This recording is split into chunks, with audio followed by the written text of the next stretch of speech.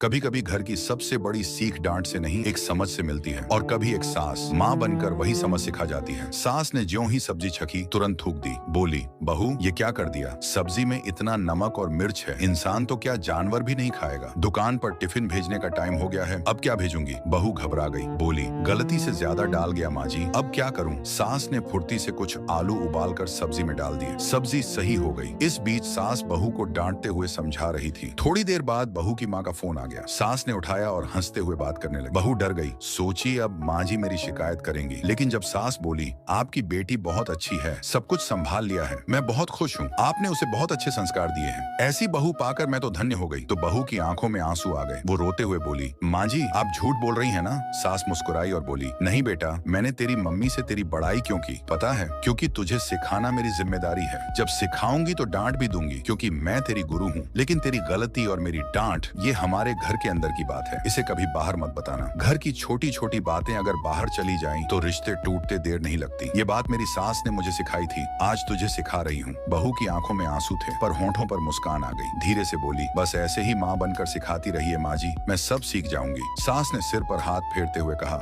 माँ ही तो हूँ तेरी बेटा, मेरी बात का बुरा मत मानना। रिश्ते झगड़ों से नहीं समझ से बनते हैं। थोड़ी डांट अगर प्यार से हो तो वही घर की सबसे बड़ी सीख बन जाती है। अगर आपको भी ये कहानी दिल को छू गई हो तो कमेंट में लिखिए, ऐसी सास हर घर में हो। और अंत में प्रेम से बोलो, राधे राधे।